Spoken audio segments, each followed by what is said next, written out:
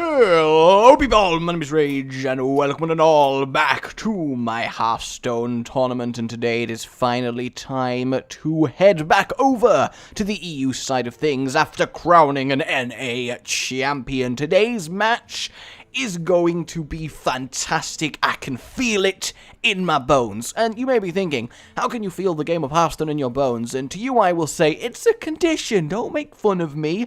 We have Hollow versus Tunnelbreeze, who are two very good competitors, and I predict some seriously exciting stuff. So without further ado, let's head in to game 1. So here we are in the first game, everybody. Hollow versus Tunnelbreeze, two very good competitors, both having been legend ranks, so this should be awesome. And this is kinda cool. We have Tunnelbreeze playing a ramp druid who has his wild growth straight away, which is what he wants, against Hollow, who looks to be playing a ramp druid, though potentially mid-rangey as well. And what I like is that it's plain old Malfurion versus shiny gold Malfurion at the top board. Now, honestly, I'd be very tempted to innovate Tazdingo here and apply early pressure, because if he did that against a hand of only 7 mana creatures, he's pretty much going to win the game from there. Of course, Hollow's got no way of knowing that his hand is literally the worst hand you could ever freaking want, followed by the worst hand you could ever freaking want in Harrison Jones there. So I am very much hoping we at least get a coin Tazdingo next turn, because it would prove to be a little bit difficult for our Tunnelbreeze friend to deal with. He would have to drop plain Harrison, which he would probably do anyway, just because it's not got any real use. But in fact, we're going straight for the Belcher, which is also a very viable play in that situation. Next turn, we just got the plain Shieldmaster, or we can coin if he need it. That is interesting. If he wild growths, he can start dropping his 7 mana stuff next turn, but it does mean a turn of being beaten on by the Belcher, which honestly I think is a worthy trade-off. So we should see Tunnelbreeze have a breezy turn, as that was terrible, I know, as he plays wild growth and simply hero powers for the armor. Harrison is kind of okay, but the thing is, he dies to swipe for free, and then he wastes the turn, and then he can't drop anything anyway, and there's a lot of potentially bad stuff that can happen. So he's going to take the sensible play, go for the investment, play second wild growth, and then Hollow is going to have to deal with back-to-back Ancient of War, Ancient of War, Ancient of Law, Ancient of Law, and that is difficult for anyone. He does have the major advantage that he is rocking Black Knight, so the first Ancient of War is not going to do anything but give Hollow a massive tempo advantage, which is going to be quite nice. Mind Control Tech teched into Tunnelbreeze's deck, which is actually rather good. May see some use against Hollow. In fact, both these Ancient of War should be fine. He's got Knight, he's got Silence, and he's got the removal in terms of the swipe. Those draws are very good for him, and he's got the Shade, which honestly on this turn, it's kind of a fine turn to Shade. A Druid's not got any stealth removal. He's not going to be playing Starfall. Poison Seeds aren't a thing, especially in the rampy Druid he is playing. So this is a very safe Shade of Naxxramas turn, along with hero power, just ignoring the Ancient of Law and just hitting face with both of his guys. He's got the liberty to do so, and then when Ancient of Law goes down to the 2 health he'll be on, he can simply kill him with a Keeper of the Grove next turn with the final 2 damage ping, and honestly that works out rather nice for him. So he does indeed make the correct play there. There we go. And honestly, Hollow's not on voice because I don't want to accidentally have favoritism or say stuff that will help him and thing. And it was all fun and games with it was Gooby and Hollow because, you know, hey. But in the interest of keeping things fair, I think this is best. This way as well, I get to talk mad shit about him without him even being able to stop me. In fact, honestly, he's played pretty damn well so far. There's only one turn I would have done differently, and that's because I could see his entire hand. So, honestly, I think we're looking pretty good, but Tunnelbreeze, as well, has not put a foot wrong so far. He made a very good decision when he could have Harrisoned or Wild Growth, and the Wild Growth's going to be very good. However, while he had the advantage of having all these big drops, he's now kind of got to deal with having a very swamped board. This makes the most sense. It reduces the amount of stuff on the board for a potential Savage Nature's combo with another Innovate next turn, which would just end the game outright, so he does make the correct decision there. Now, he can Keeper to silence it, and then maybe Wrath it away, but it's not really going to work out for him because he needs an extra 2 damage from that. He can't use both. So now, of course, we're going to see Black Knight drop, and that is probably the most valuable Black Knight target in the entire game. There is no reason to keep that kill the Ancient of Law, and honestly there's no real reason not to use the Shade. Even if it gets Wrath for free damage, he's not cycling it, it's not the end of the world. Keeping it stealthed and attacking are both kind of viable there. Putting him to 15 means he's only 1 damage away from the Force combo. Not that Olo here has it, in fact he might not be running it in this deck, though that would be silly because it's in fact it is Druid's greatest strength. They still retain ridiculous burst compared to most classes. Oil Rogue only really coming close and surpassing it in some circumstances, but the stars really got to align. For a 2-card combo, the Druid Savage Raw Force is just incredible. This, again, is going to do literally nothing for our Druid friend because it's just going to get silenced, and he's going to have 7 mana, 8 with the coin. A silence, swipe, attack with the slime would work very well. And honestly, he has to silence it. Playing the Sylvanas and getting a Sylvanas silence will just be a massive loss for him, so he's got to think about that. He's got to think that he's facing a Druid who's not used any keepers yet. Who he is thinking of doing the blind Sylvanas, that's going to backfire rather a lot, and there it is. So, oh no, don't play the Zombie Chow. Oh, that was close. He would have been taken surprised by the mind control tech there. That is very, very close. So the Keeper of the Grove is going to come down now to silence that Sylvanas. There's no real way about it, otherwise next turn he is just going to claim the 5/5 taunt, which again is huge. Honestly, even with the Sylvanas silenced, it's not the end of the world, because he can still silence the taunt and then kill it with the now silenced Sylvanas. So he still gets a little bit more value out of it, but it's, you know, it was a little bit of a greedy play there. That's what I will say. And then we're probably just going to see a Tazdingo and a Hero Power, because there's no real other option. I mean, he could Shade and just blind mind control tech, but that's not the powerfulest move. Against a Druid, it's kind of fine, because again, no real board clear. But honestly, wow, he goes for hidden option C, which means no hero powering, which he kind of needs for a Savage Raw Force of Nature. And we got Kel'Thuzad. I am liking that very much. You have to Keeper of the Grove, silence the Ancient of War, swipe Harrison Jones. There is no two ways about it here. The turn is very apparent. Keeper that, swipe that, you put this down to 4 health, you finish it off with the Black Knight, you kill this with Keeper. Oh, okay, he's going to be a little bit greedy here and go for the Kel'Thuzad into the trade revive. Now this of course has the advantage of giving Sylvanas' death rattle back, but let's look at what could have happened. His board could be a 5-3 Sylvanas with a cleared enemy board and still Kel'Thuzad in hand. And then next turn, if he'd play Ancient of Law or Cenarius, he could have finished his Sylvanas off with the Kel'Thuzad and then taken something and revived Sylvanas and potentially got more compound value. Maybe I was going for the greedy play, honestly. I don't know. I do like this line of play. It did take me by surprise a little bit. For some reason I was just like, Kel'Thuzad, he's not getting played all game, he's just a bit of fun. But no, honestly, I could definitely see the logic behind that play, and I think our Tunnelbreeze friend here is feeling the fire. Ooh, he's well played it. Is he trying to get Hollow to preemptively concede from a well played? Because that is quite hilarious if so. He's definitely not lost. He can Ancient of Law and try and draw into a solution here. He does find a Sludge Belcher, which will give him a little bit of stall. And he is going to finish off the Kel'Thuzad because he has no choice. But that's going to put him in range of the Black Knight and Sylvanas. And there you go, guys. A very nice Druid mirror match. And Hollow takes the first victory 1-0. Tunnelbreeze, our Golden Druid, takes a fall. Did you call that one, guys? Either way, let's move on to game 2. And here we are, everybody, in the second match. And again, following the theme of a mirror, we are now seeing some Rogue versus Rogue.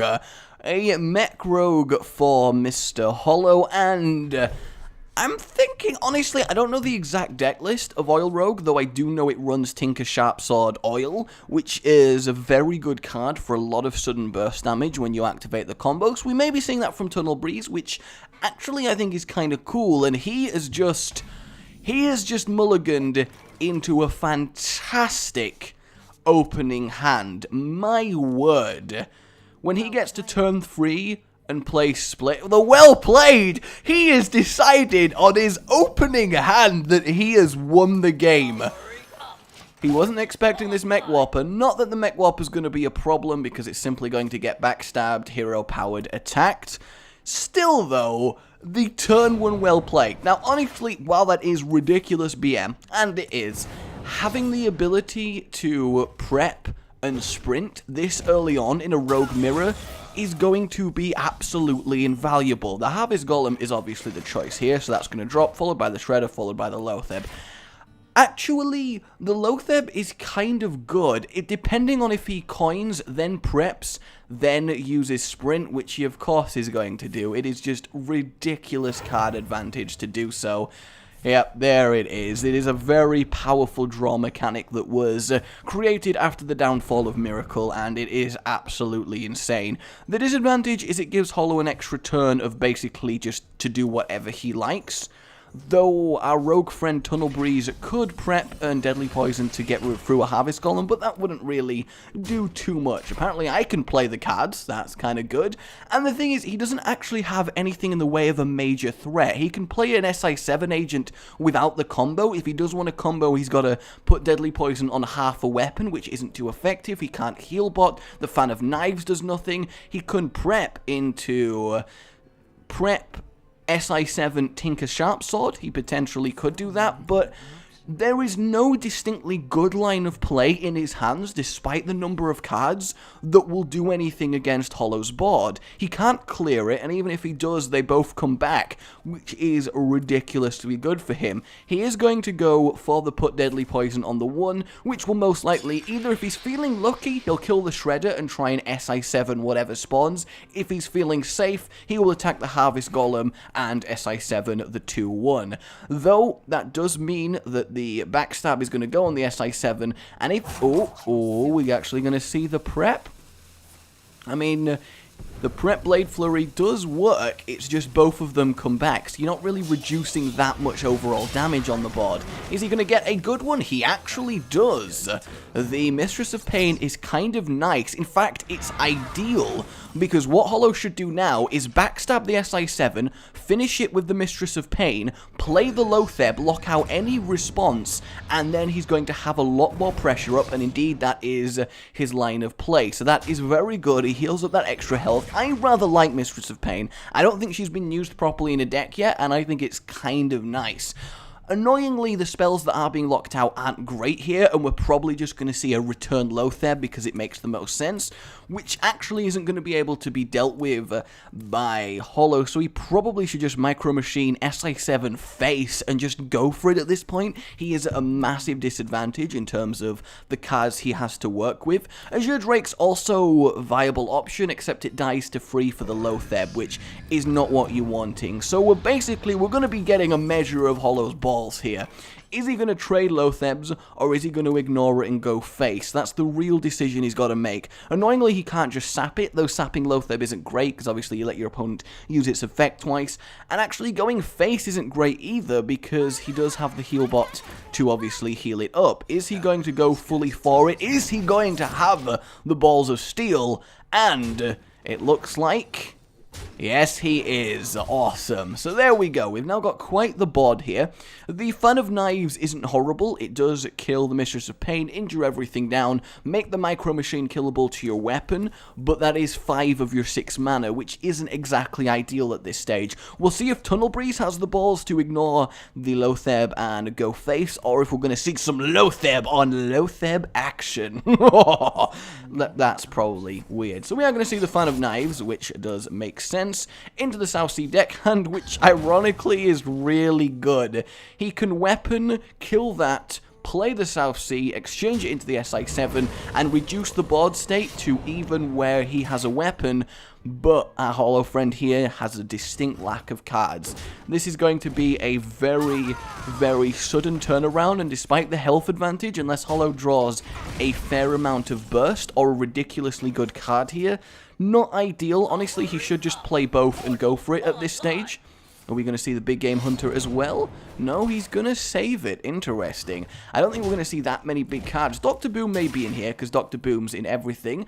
The Eviscerate is kind of exactly what he needs. Healbot, Eviscerate the Mech Whopper, and end your turn, honestly. In fact, no, attack face so you can dagger up next turn and deadly poison it is a more sensible line of play, but I have a feeling our Tunnelbreeze is going to be bringing this to a 1-all. There's the Antique Healbot. And the Eviscerate on the Mech Whopper, yes, indeed. And then the attack to the face, if he's realized the deadly poison line of play. Is it going to happen, or is he going to be a bit more conservative and save?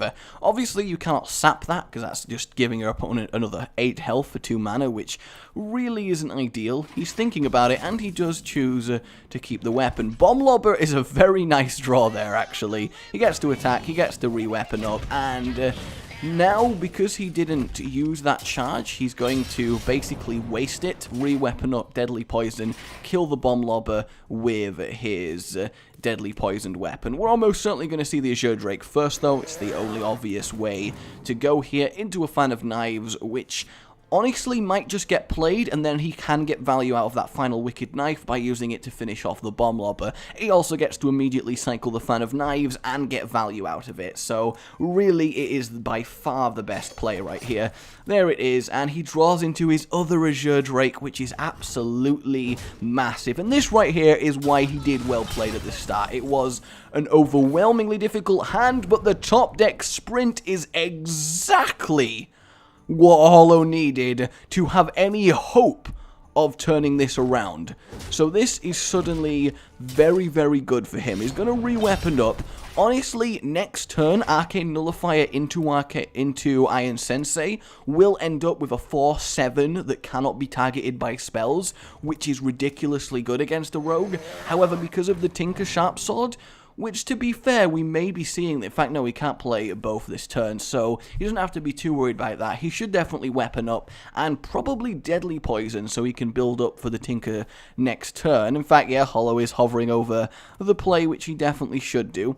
Of course, the disadvantage is that he has no way to deal with these 2 Drakes. What he really needs is Deadly Poison, some Spell Power, and a Blade Flurry, and of course he's not going to draw all 3 of those. I'll be surprised if he even draws one of them, but of course the heart of the cards is a big part of every Hearthstone match, and he's going for just the secure play of weaponing up and preparing for what might happen. We see Ragnaros here, which is a terrible play because of the 2 saps, and he is going to go with the buff up a massive hard to kill Arcane Nullifier, as well as honestly sensibly getting rid of one of the Drakes, which means that if this Drake is going to get through this wall, it has to be Tinker Sharpsworded, and it has to sacrifice itself. So I wouldn't be surprised if this turn we saw Azure Drake, Tinker Sharpsword Oil, Deadly Poison, kill the Iron Sensei, trade the Drake into the Arcane Nullifier, and then he has got a board which is a massively buffed weapon, a 5/1, and a 4/4 on the field. However, that's not impossible to come back for. That does kind of lend itself to a Ragnaros, because assuming the Ragnaros kills the Drake, it's not the end of the world. So there it is, happening as I would say. In fact, obviously, no, he doesn't even need to spend all of his mana for that. The SI7 agent is much, much better. He's in fact going to do the sensible option, which I'll admit I missed, of killing that with his face. And in fact, he's not even going to trade the Drake. He is simply going to just get rid of the Iron Sensei. And now things are looking a little bit worrying for Hollow here. He can backstab the SI7, followed by a Fan of Knives to get rid of it, as well as cycle. And then, of course, he can Big Game Hunter the Azure Drake, which is actually very, very good here. It's kind of a really big advantage he did that. And then he can drop the Shredder just to fill out his mana curve, which actually is quite the turnaround turn. Yes, the Wicked Knife makes one of these irrelevant, but they're not fantastic Wicked Knife targets. That is actually quite the swap there. I'd completely forgotten the Big Game Hunter was even in existence because it was just so long ago. And actually, an Annoyatron Ragnaros is a really good turn, because it stops a sudden burst to your face kill with weapons, because of the Annoyatron, and then the Ragnaros can obviously start doing a large amount of damage. So this may be a 2-0 clean sweep here from a Hollow. Tunnelbreeze basically drew all of his draw power and removal, but none of his real threats, whereas Hollow basically just drew threats and didn't draw anything else until his very fortunate sprint. Make no mistake, that sprint top deck is what has made this game still be going on, and while that may seem obvious, it really was the pivotal moment here. I imagine Tunnelbreeze is feeling the pressure a little bit after the instant well played at the start. That makes sense, just remove everything at the moment. He needs to claw board control back however he can. He probably... Honestly, there's a big merit to just doing, yeah, there we go, weaponing up and playing the Goblin Barber just to get stuff on the field at this point. Hollow, of course, has the advantage of having the Big Game Hunter, and what he can do now, the Eviscerate is very, very good here. Yes, it doesn't quite kill that, but with a weapon it does, so 3, 5, 7... 9. Absolutely perfect. You play the Annoyatron, you Iron Sensei to buff it up, you use your combo to eviscerate that, you weapon up, you finish it with your weapon, you trade the Big Game Hunter into the 3-2, his board is a 1-1, your board is a 4-2, 2-2, and a 3-5 taunt with Divine Shield. You've seen him use an eviscerate, you've got 9 health, you're sure you're not going to get bursted down through a taunt with Divine Shield. It really makes sense here. He can fully take control of this board and this game, leaving himself fully defensive and in a position to actually just win next turn with a Ragnaros drop. Oh, he's actually just going to go for the Ragnaros. I am not sure I entirely agree with this. He's got a 1 in 4 chance of winning the game and it hits the Auto Barber. Okay. I mean, our Rogue friend hasn't drawn anything that can stop this from happening. He can't kill this Ragnaros. He has to Azure Drake here. He needs something, and he needs the 5 mana to play it. The Sprint obviously is 4 cards, but then it only leaves him 3 mana, which is a little bit risky here. I am surprised at the ball's play here. I have to wonder if he didn't see the line of play I was talking about, because that is a guaranteed you have won the game. But, you know, you gotta give him a little bit of credit. The Shredder does nothing, probably wishing he'd played Sprint now. Obviously, you get rid of the taunt with that. You kill that with the Wiki Rife. I don't know what happened there. You kill that with that. You pay the Piloted Shredder to reduce the amount of targets Ragnaros can target. And now you are in an interesting position. The Recombobulator here, not really what he wants. Honestly, play the Piloted Shredder, play the Iron Sensei, eviscerate the Azure Drake, and you are fine. Though actually, if Ragnaros the Firelord turns into Alakir with Recombobulator, he wins the game. But I somehow feel like he doesn't want to do that. It really is obvious. You eviscerate the Azure Drake, you use your weapon to kill the free one, you play the Iron Sensei, you play the Piloted Shredder, and you hope on the 50% chance that you win the game. Yes, you're on 9 health and he's got 6 damage on the board, but there's not really much you can do. You've kind of backed yourself into the corner here. He's going to recombobulate that to see what happens, and he gets... No! He gets the 1-7 taunt. He could not have physically asked for a better chance of winning this game. The Recombobulator play. Oh, Tunnelbreeze, 50% chance, and it misses, dropping the One-Eyed Cheat on the board. The Blade Flurry there doesn't really do much. We're probably going to see the Sprint, I would imagine, but that is absolutely unreal. Oh, to be fair, let's go down the list. Has Dingo, Mogashan Warden. Is that actually it? Are they all the 4 mana taunts? I can't actually think of any other ones that he could have got there. I feel like that was definitely risky, especially the line of play he could have done. Well, shit, indeed. There's the Violet Teacher. Thing is, he knows he's not dead to the damage that's on the board. So I feel like he's going to do that, Blade Flurry, then Weapon Up, and finish it. Which is going to put this back down to another 50% chance, because obviously he'll use his weapon to finish the 1-1. I cannot believe what this game has come down to, given how it could have been completely dominated by Hollow a few turns ago. The Black Knight is not what he's after there. He has to kill the 1-1. He just has to give himself the maximum Ragnaros just winning the game chance. And here we go. Once again, the roulette is in the house. Ragnaros, are you going to do it for Hollow? Oh, no. To be fair, oh, the Eviscerate! The freaking Eviscerate! He can put him to 1 health! Oh, my word. And he's going to draw the rest of the deck. No, the Blood Mage Stalnos doesn't do anything. The Tinker Shards doesn't do anything. The Backstab does not do anything. Hollow has won the game by 1 health with the world's most accidentally ballsy Ragnaros roulette I have ever seen. What a match here. There is no way of using these cards to win. He plays this, he can't play this. He can backstab this to activate. Well, that Eviscerate's already activated. All he can do is Eviscerate face and then attack. Thank you, Rage, for the experience. You're welcome, Tunnelbreeze. You are so very welcome. Oh my word. I cannot believe how this game has gone. Oh, Tunnelbreeze, you are welcome.